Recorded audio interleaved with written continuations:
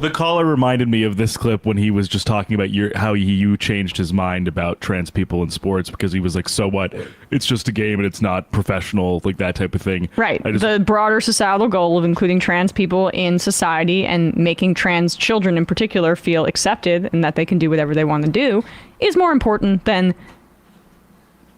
small test cases, right? But they choose to exploit that because it makes certain people who might have participated in women's sports or who know girls that do sports, it makes them uncomfortable. It's the definition of a wedge issue. But I'm happy to hear I changed his mind a little bit. Not happening over at Fox News. Here is Greg Gutfeld talking about pronouns on the 5, the new primetime. Wait, no, it's not Gutfeld. I always confuse him. Wait, no, Gutfeld is the primetime. 10 p.m. Yeah, the new the host who has supplanted Laura Ingraham as one of the 3 the 3 primetime hosts. Yeah, and this is the 5 tackling a really big issue, which is an op-ed in the Atlantic about how there are too many options at the grocery store. And then again, Gutfeld gets to vamp about pronouns from here. Oh, perfect. Now, is this guy a genius or what? All right. So, I'm going to start with you, Greg.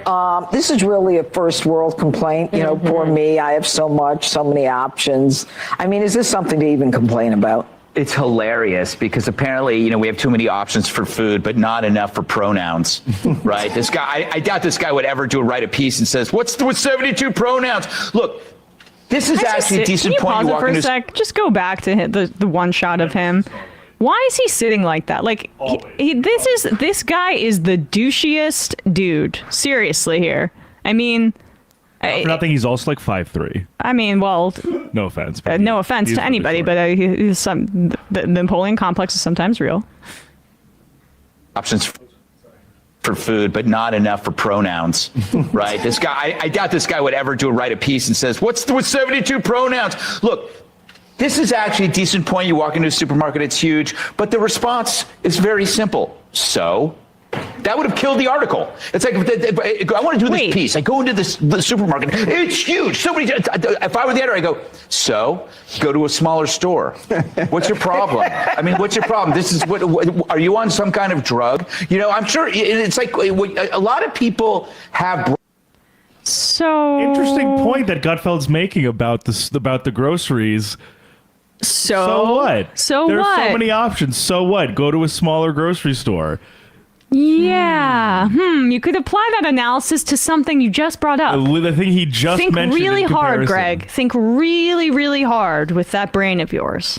I was just so fascinated for that to be his next point where I'm like, do you not realize the comparison you're making? Or especially because I don't really know what he's talking about the endless pronouns. We've got he, him, we've got she, her, we've got they, them. Sometimes there are other... Or exotic ones. Yeah, exotic ones, but they're not really used very frequently. And are most likely probably used most often in frickin' Fox News or MSNBC or New York Times. Corporate workspaces, diversity, equity, inclusion workshops or trainings that make these guys go fucking crazy when they are literally not used in practical terms or in real life. It is like, it's not news, conservatives, that sometimes meetings suck.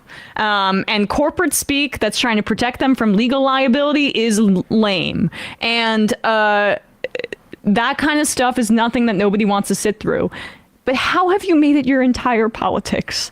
Because that's garbage and hilarious. This is the reactionary mind. It's sad that it shows how much consumption dominates our idea of what politics is, to the point, and I think there is some sort of pathology here. I don't think it's that explanatory, but like this choice in the supermarket is simulated. Like the idea that like Tropicana and Minute Maid are that different, is ridiculous. I mean, the bigger problem with grocery stores to me is the price of essentials and how we say, hey, if you're on food stamps, you can't get hot food. Like this other stuff about like there being too much choice. I think there is a problem where I think you see this with the way people want us to be overly excited about every entrance into the Democratic Party primary, and it's like, You want me to get excited about Minute Maid has a new flavor. Yeah. Because all this stuff sucks. Yeah. And you know what? It might be better than the Republican. But like, I don't know, like this sort of choice, this sort of deliberating and arguing over consumer choice, it's very peripheral to It's me. their conception of politics, though. Yeah. I mean, that's, Right, exactly. that's a very conservative conception. Yeah. But I mean, as long as you want to extend that to say people have the right to choose their own medical care, then, you know, we don't have a beef here. Lefty from the Midwest, a sad fact about climate change is that wealthy countries won't cough up the necessary funds for poor countries to alleviate poverty substantially. This century will be a terrible one of the global south. Yeah, I know. Lost damage, yep.